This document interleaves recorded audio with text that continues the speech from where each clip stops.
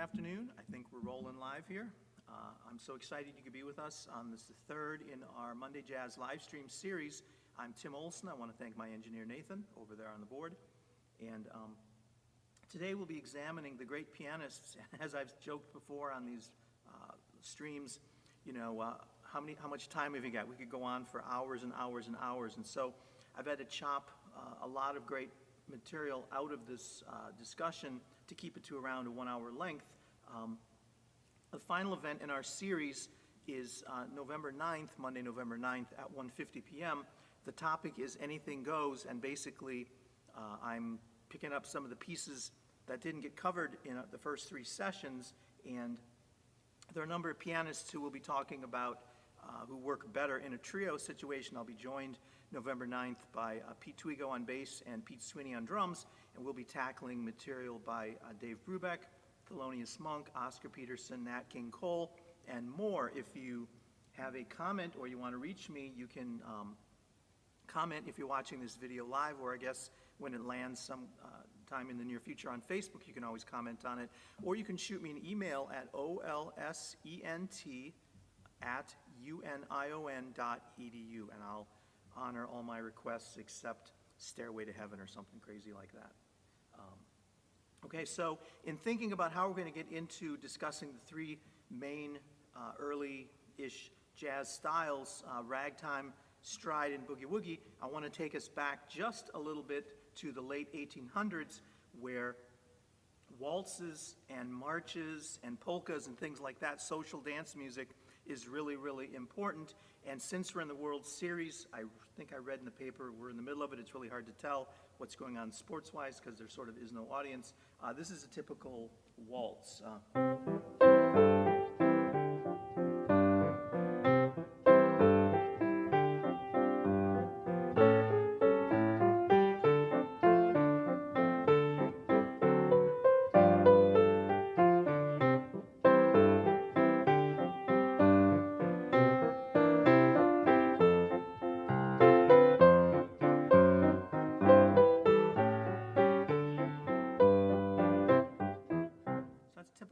You would find in the last decade of the 1800s, maybe the first decade of the 1900s.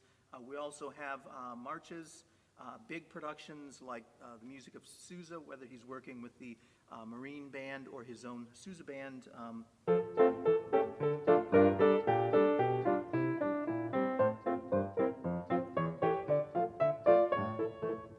Et cetera. I don't know if people are dancing to Sousa. I think they're more listening, but in smaller and quieter settings, I think people are dancing to marches. They're dancing to polkas.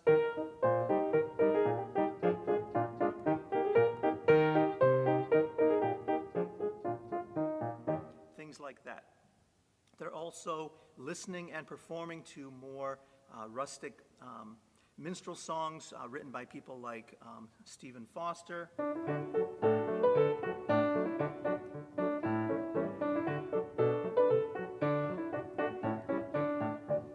Kinds of things. And so we're getting this idea of kind of an oompa, where the left hand is taking over kind of what the bass drum and crash cymbal are doing in a band, or the bass and like the two French horns or something on all the upbeats. And then on top we're getting an interesting poppy, slightly syncopated melody, and that is ragtime, cakewalk, all kinds of things like that. And what we're finding, and what I've been interested in exploring as I've taught courses all around the African diaspora, especially in the Caribbean, is that you have mixtures of European culture and African rhythm-based culture, the Europeans bringing piano sensibilities, more complex harmonic vocabulary, the idea of longer forms rather than short cyclical repetitions like we're finding in African-based musics. And wherever you go around the African diaspora, you are finding these interesting classical African hybrid blends. For example, ragtime, cakewalk in the United States. In Cuba, you have things like the contradanza. In Puerto Rico, the danza. In Dominican Republic, you have early versions of the merengue. In Argentina, you have, of course, tango. In Brazil, you have choro. That's more of a guitar-based thing happening there. But you have this music that's got this kind of syncopated underbelly with some European harmony and melodic and formal elements, and that's happening all over the New World.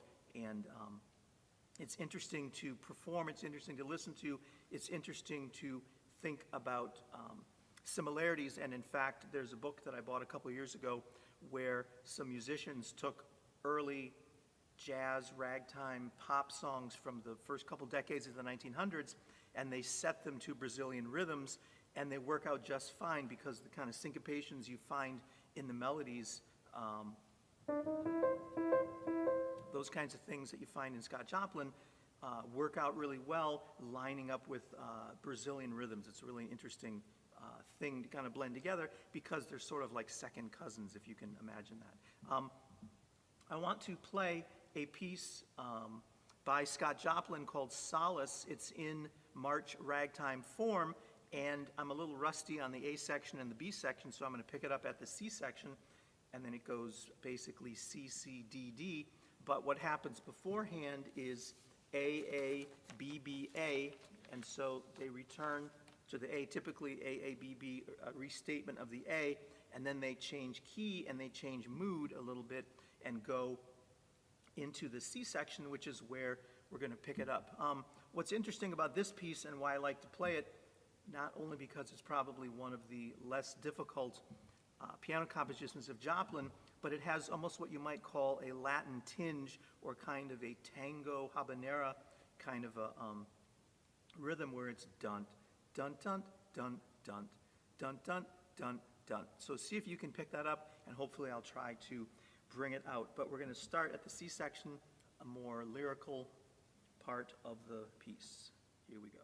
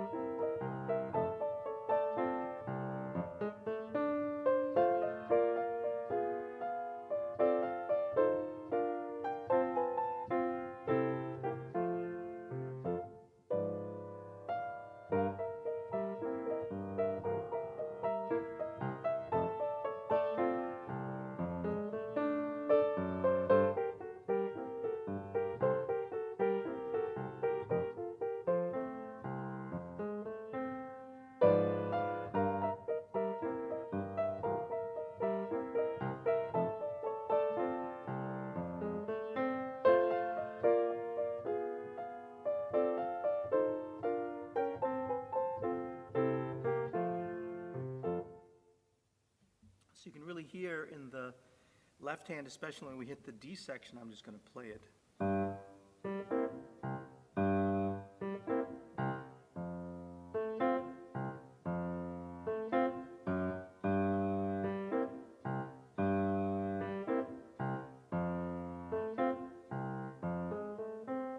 kind of a thing. So instead of a straight,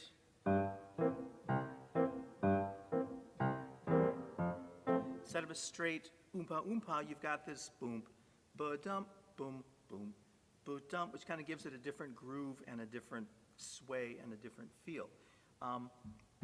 So that is ragtime. I want to talk about the difference between ragtime and stride, because not only some students were partially confused on the test, but just to really illustrate these points. I want to play a little bit of Maple Leaf Rag, which is probably Joplin's most famous piano composition, written around the turn of the previous century. And then I'm going to play a little bit of how Jelly Roll Morton did some improvising around it in a stride way. So this is straight eighth notes, strictly even, almost kind of a classical feel. And Joplin literally printed on his music in the upper left-hand corner, "Don't play too fast." I know lots of kids who had to take this during piano lessons like to play it really fast, you know, that kind of craziness. But really, it's more sedate, more under control, again, kind of like post-romantic salon music that you would find in the living rooms of middle-class and wealthy people. It's a little more under control and less of the barrel house that we sort of imagine ragtime to be. I mean, it certainly went in that direction, but there's an element of it that's really refined and beautiful and has nice harmony and these really twirling melodies that you can wrap yourself around, and that's kind of what Joplin, I think, is all about.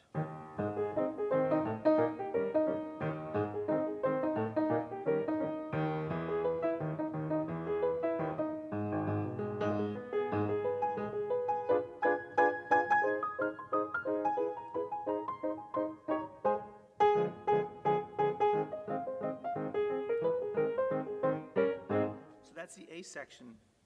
One of my favorite parts to play in this A section is these high A flats, and it comes in really syncopated. I mean, the left hand really straight and really square, and literally the right hand is just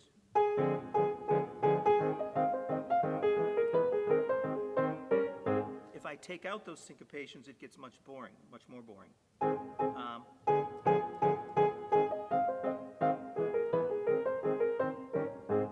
It almost sounds like nursery rhyme music or something that's really square and uninteresting. But again, as I've talked about in our previous visits, this idea of swing and groove happens even in an even eighth note world when you have a steady rhythm section, which in this case is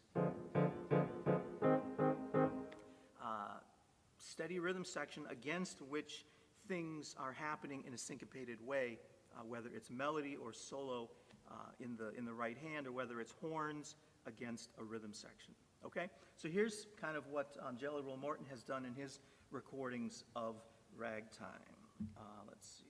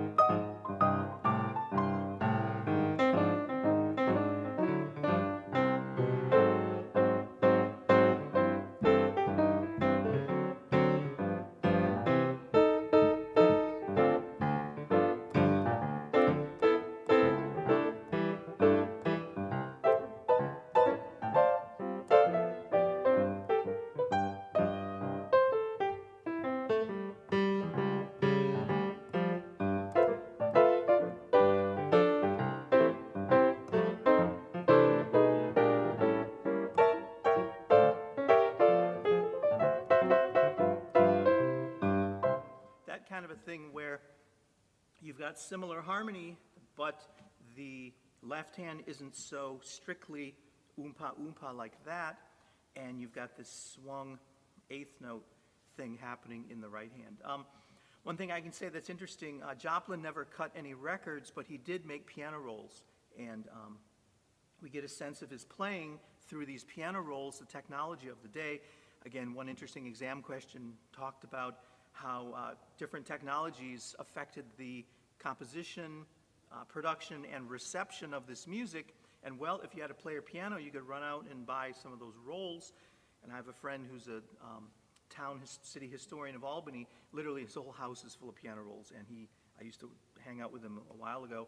And he would just say, oh, let's listen to this, let's listen to this. And he would just put a roll on, and it was just amazing. So a way to get Joplin's sensibilities in your living room is to have a piano roll happening. And in this pre-recording tape era, pre-multi-tracking, they did their own multi-tracking. They took the master piano roll, they ran it through the roll puncher, which is basically a piano with little pins in it that pokes holes in the roll to make a master copy, which could be duplicated and then sold to people. Sometimes pianists would add extra octaves and whatnot. So let's see. So you might have, and suddenly it going, suddenly it's 2 octaves thick, and it's playing music that one set of human hands can't play. The reason being they overdubbed it. They ran the master back and just punched extra holes at the octave to add more drama, more intensity, more volume, literally more sound, because the piano is playing more notes at the same time. Okay, so those are some things to think about in the world of ragtime. Stride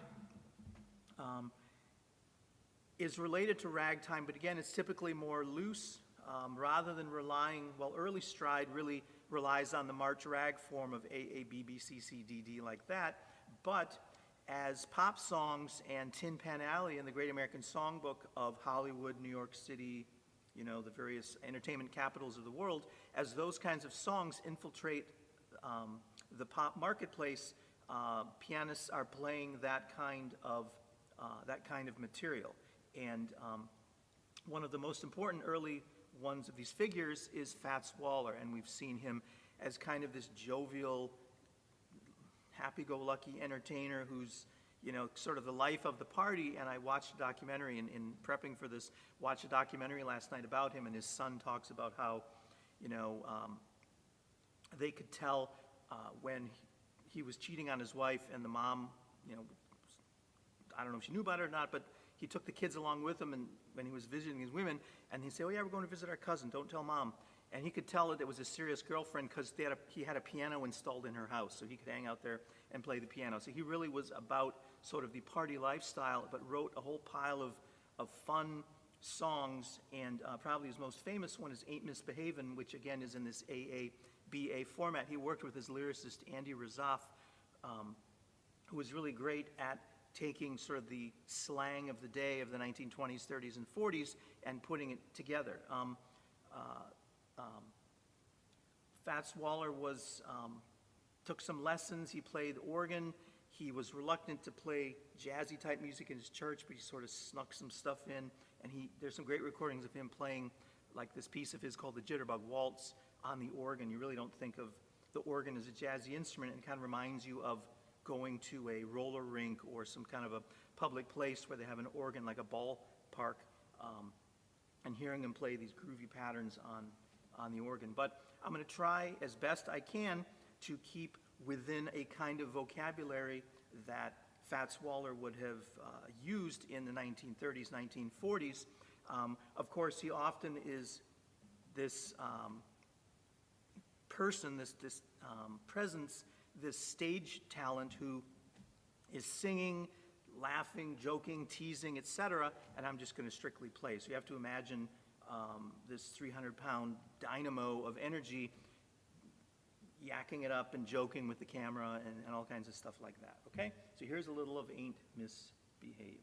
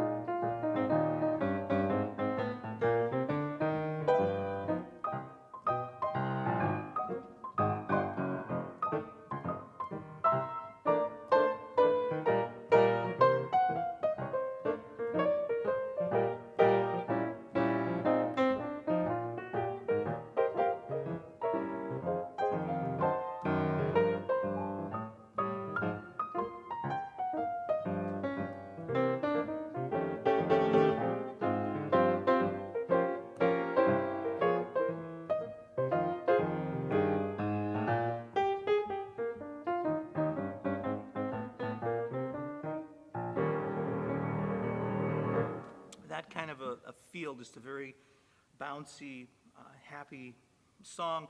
And again, they worked in a lot of slang, and so you get a piece like "The Joint is Jumpin'," basically a song about having a rent party where the piano is just banging it out. They've rolled up the carpets, they've taken the furniture and pushed it against the wall, they've taken all the valuables and hidden them under the bed or something like that, and gotten some barrels of booze and just invited the neighborhood in to help pay the bills. That's why it's called a rent party. And of course, they've got a piano in the room somewhere, and someone like Fats Waller is just banging it out like that for dancing and listening and creating a party atmosphere. And the son, Fats Waller's son in this interview, is talking about how, this is the height of Prohibition, and these gangsters basically kidnap Fats Waller and take him to their lair or their headquarters or man cave or whatever you want to call it. And basically they keep him for a couple days, and they make requests, and every time he plays a request, they stuff a $100 bill in his pocket, and 3 days later he walks home. They let him out, and he walks home, and his pockets are just loaded with cash. So just a really crazy, unexpected kind of party atmosphere where, there could be a knock at your door. It could be the police. It could be the landlord. It could be your kidnappers who are willing to take you to an amazing gangster rent party or something like that. So that's kind of what Fats Waller has going on. The third early jazz style that's used on the piano relates directly to the blues. And if you think about sort of the country blues, the Mississippi Delta blues, you've got this rocking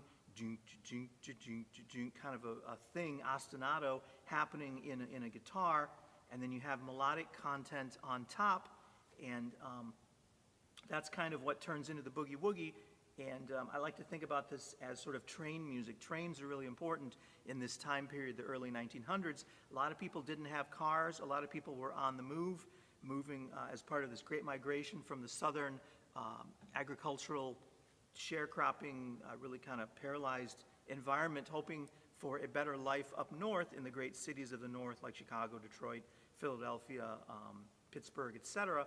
And they got there via the train, and so this idea of this chunk, these chugging rails, I think is really important. But this term ostinato becomes really important, and basically the left hand of the piano plays a pattern. And there are lots of different patterns. Some are really simple, some are really complicated. The blues, most typically in its simplest form, has 3 chords. And you take this ostinato and you line it up on the first chord. And when it's time to move to the 4 chord, which is the second of the 3 chords, you just take your hand and you shift it over. You go back to the 1 chord. And then when it's time to go to the 5 chord, you move all the way up. Like that. There are all kinds of amazing ostinatos, again. Kind of like that, kind of like that. Again, depending on the energy level, what is sometimes called the Black National Anthem, this tune called After Hours, great blues piece, goes at a really slow tempo, and literally it's one of those tunes that you listen to at 3 in the morning in an after hours club,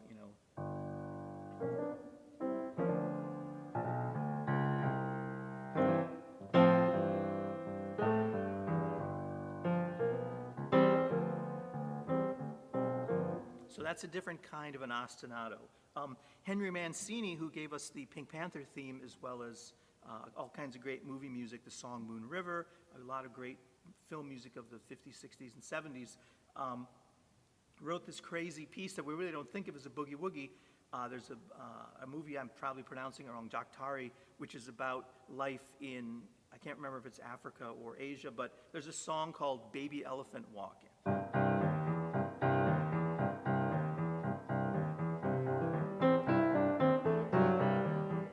Basically, it's a blues. It's meant to imitate the kind of goofy way that little elephants are getting their feet, and they take their trunk and they hold on to the tail, of the elephant in front of them, and it's sort of this goofy, bouncy thing. And we really don't think of that as a boogie woogie like the blues or early rock and roll or Jerry Lee Lewis or Chuck Berry or something like that.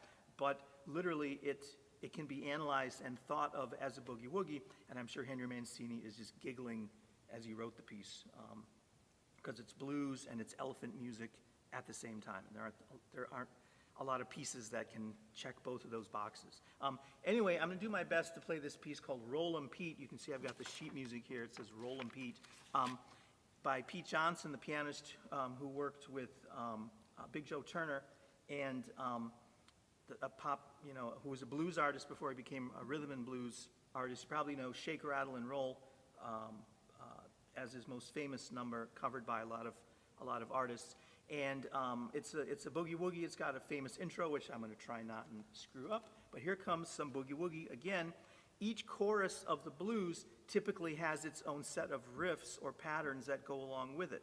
And oftentimes you have lyrics that come in. This has lyrics, but I'm not going to sing them for you. Basically, a guy critiquing his girlfriend. That's Shake, Rattle, and Roll has similar lyrics about get out of this bed, wash those pots and pans, et cetera, et cetera. My favorite line from that song is, "You're so beautiful, but you're going to die someday." Kind of what a nice thing to say to your girlfriend, right? Some crazy blues lyrics, but just kind of a fun dancey piece or listening piece with different riffs or different patterns that are explored over the repeating harmony and ostinato melodic thing happening in the bass line. And what blues players would try to do is, bring up the energy level, bring it down through the intensity of their playing, how loud they are, how many fingers they're using, how complicated the riffs are, et cetera, et cetera, et cetera. So we'll see you on the other side, and here comes some Roll 'em Pete.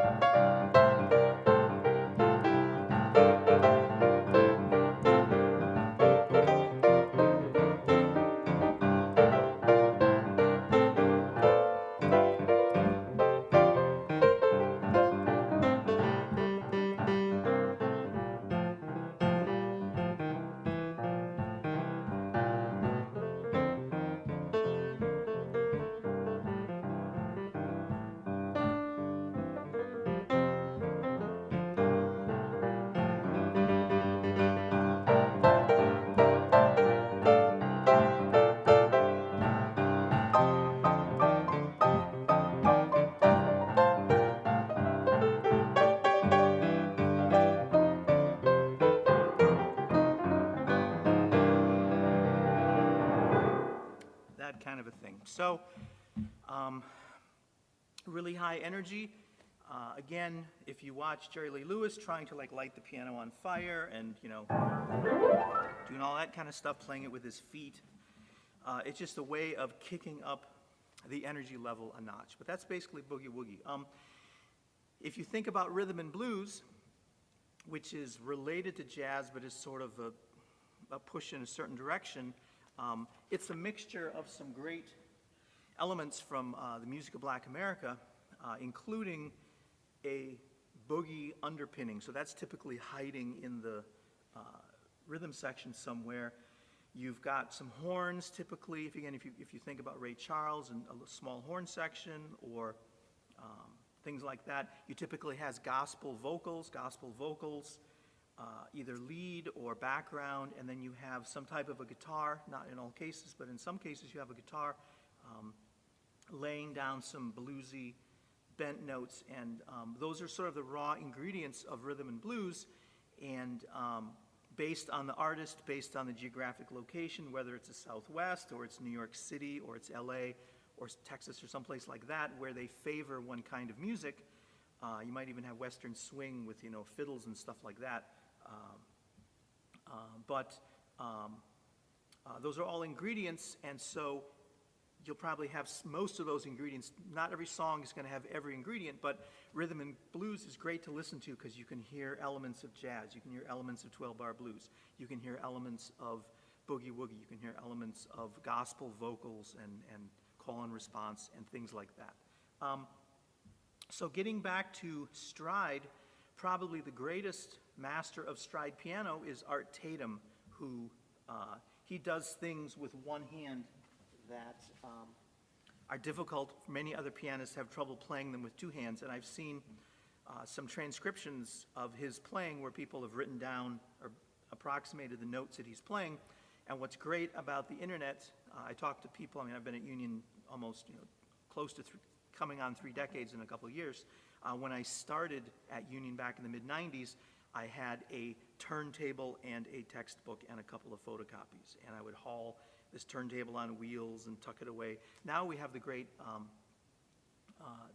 resources of the internet and YouTube and all kinds of other places to do our detective work, and there are these great YouTube videos that not only feature Art Tatum playing, so you can watch him play, but many of them have transcriptions of his music so you can see what's happening. And what's so funny is I teach a lot of classes where I borrow these YouTube videos and we analyze the scores and look at the scores and this and that. The Art Tatum music is going by so fast that literally they can only fit 1 or 2 measures of music per line, and so like every 3 seconds the page is turning, and because his playing is so fast, it's just like that, and you can almost, the printed music almost becomes a hindrance because it's so hard to think about the written content and understand it in relationship to the playing content. That's sort of the paradox of Art Tatum's genius. I'm going to try and play a piece that he played, of course, way under his tempo.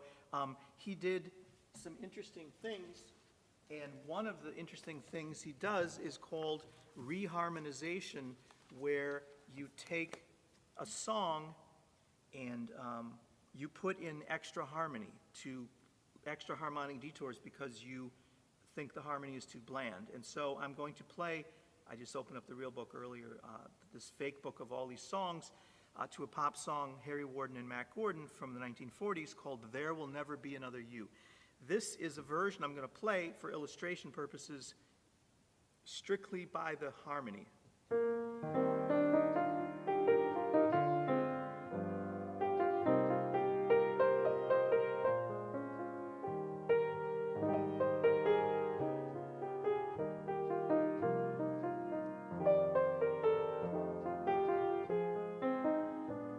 So that's the first half of the song. This is in an A, I guess I'd call it the big picture AA prime or ABAC, kind of a 32-bar song.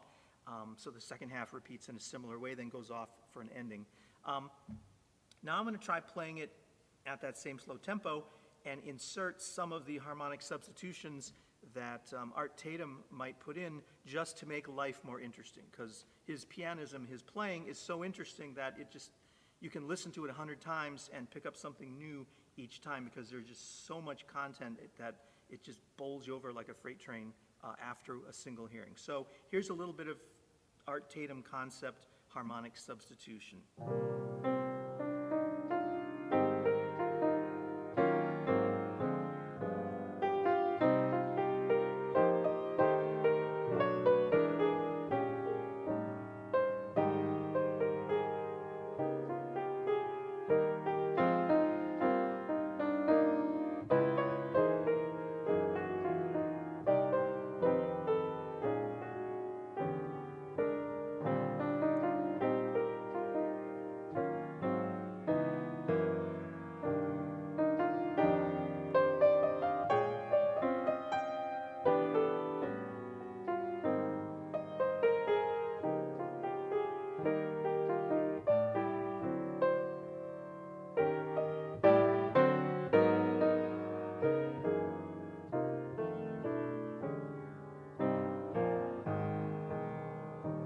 that kind of a thing.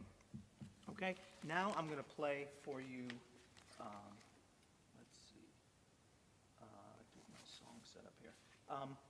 I'm going to play for you T for Two, famous pop song in as fast a tempo as I can possibly do, and do some Art Tatum-like things as best I can with only 10 fingers.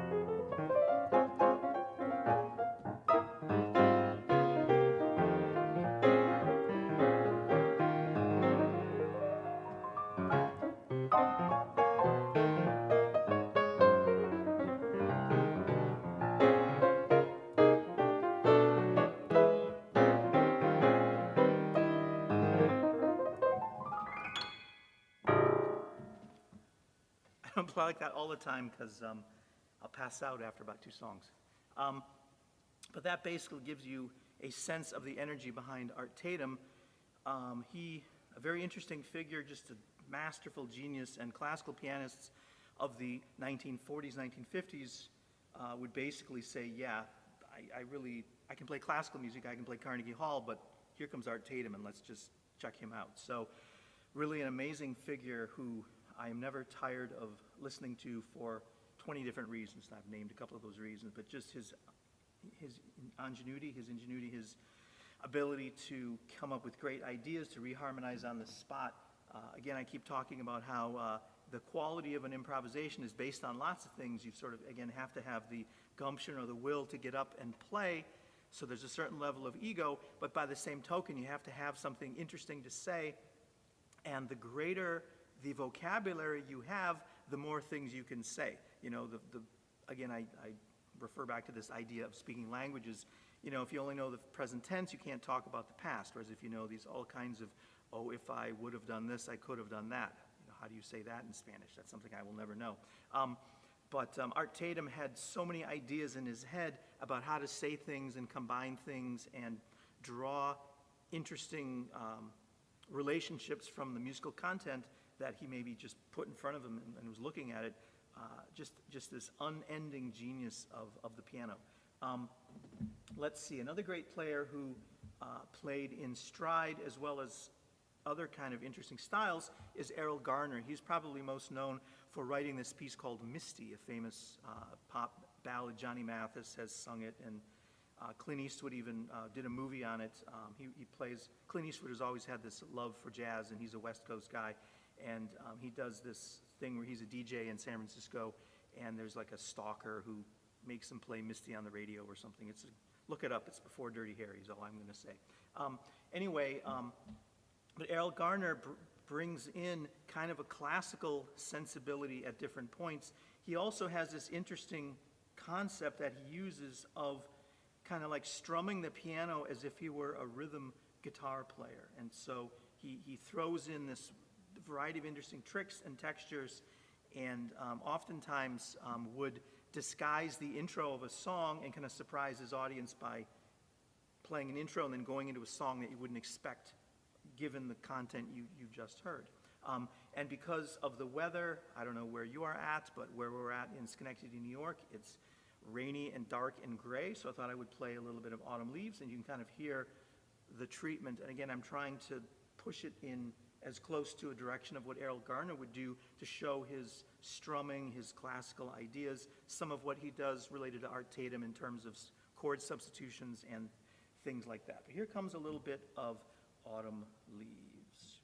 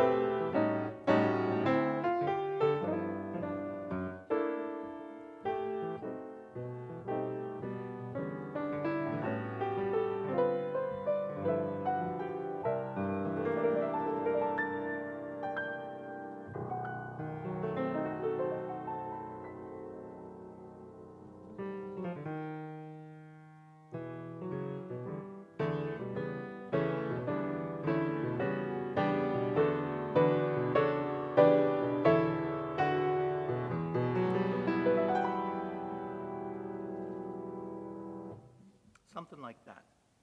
Another great pianist who came a little bit later, also with interesting classical sensibilities, is Bill Evans. And he worked with Miles Davis. Again, he played on the classic Kind of Blue album in 1959 and really set the jazz world on fire with his kind of fresh treatment of modal jazz, post-bebop jazz, if you could say that. He uses some interesting ideas, very classical sound, very light touch. He does a couple things that I think are worth mentioning. He does this thing that I call planing. Other people might call it something else.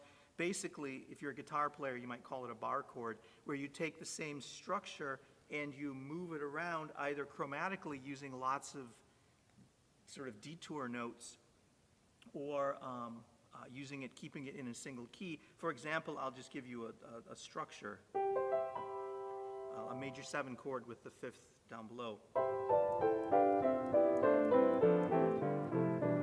He uses that kind of a sound. If I were to do that in a more chromatic way,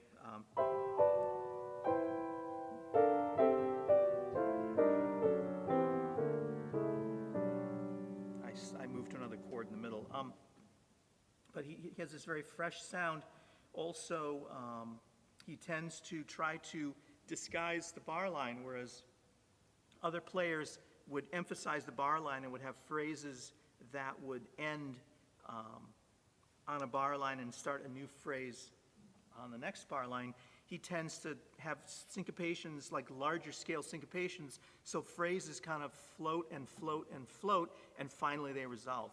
One element that really helped with this sensation is the sensitivity of the bass players who he worked with, who rose up from just being timekeepers, came to be active participants. And so I know I've talked before about this concept of collective improvisation, and we think about collective improvisation at maybe one or a couple different time periods. Early jazz being really important, where the clarinet, the trumpet, and the trombone all have this sort of swirling improvisation over the banjo, tuba, piano, drums, whatever is going on in the rhythm section. And that's one important era of collective improvisation. Another important era is post-bebop, where the rhythm section, again, rises above just being timekeepers and become more active conversationalists or participants in the musical discussion. And when the bass players aren't just walking quarter notes or half notes or something like that, but are contributing melodic texture and filler and all kinds of other stuff, it obscures where the beat is, and it's a good thing in that it makes the music more complex.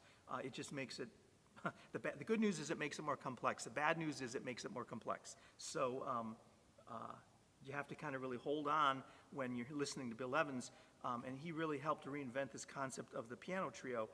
There's some other great piano trios before him, some with drums and some with piano, guitar, and bass, like Nat King Cole. We'll be visiting, I think, Nat King Cole a little in our session in 2 weeks. We'll also be talking about Oscar Peterson, who modeled his trio on Nat King Cole's, and he worked successfully either as guitar plus piano or piano plus guitar plus bass, sometimes even without a drummer. So it's really amazing to hear these breakneck fast pieces done without drums. So we have these different configurations of the piano trio, but Bill Evans in the early to mid 60s really was blowing it wide open in terms of what he was doing as a pianist, and he had sensitive drummers and bass players who were not shy about following him, jumping off the edge and not sticking to strict instructions as to how to play the bass or how to play the drums. So I'm going to play one of his most famous pieces. It's his copyright 1964, Waltz for Debbie, and it starts out as a waltz, and I'm probably going to take it into a 4/4 at a certain point, probably bring it back into a 3/4 at the end. But this has got some classical overtones. Another element that makes his music sound classical is he has chords, and instead of always having the root of the chord as the lowest note, he'll have 1, 3, 5. He'll have the third of the chord in the bass, or he'll have the fifth. 1, 3, 5. He'll have that. And in fact, the song starts out.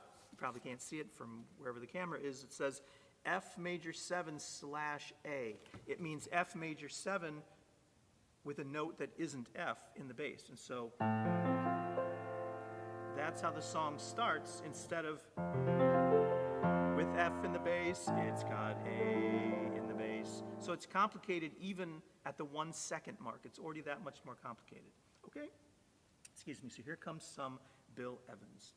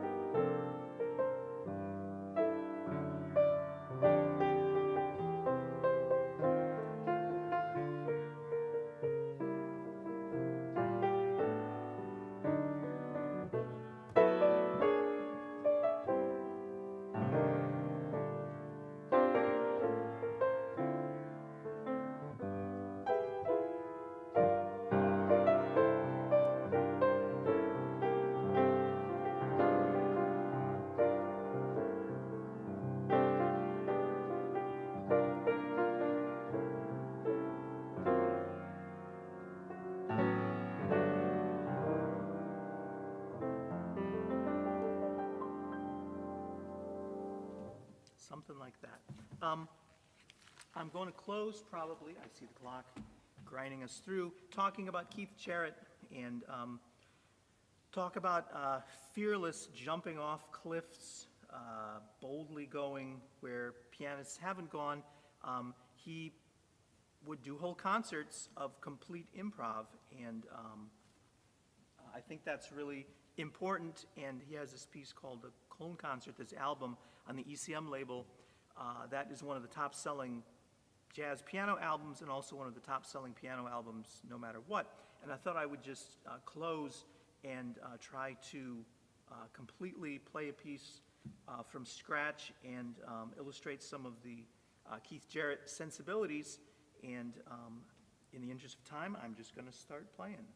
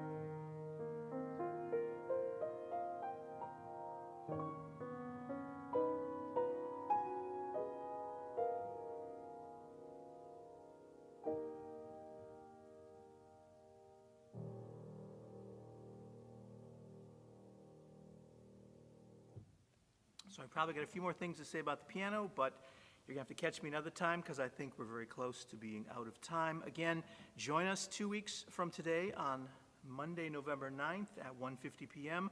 at firstreform.com. Thanks again to Nathan, our engineer. Thanks to Union College and First Reformed Church of Schenectady for the support in making this series happen. Again, shoot me an email at olsent@union.edu. If you have any questions, if you're in the class, you better do some reading and listening for Wednesday. And that's all I got. Thank you so much.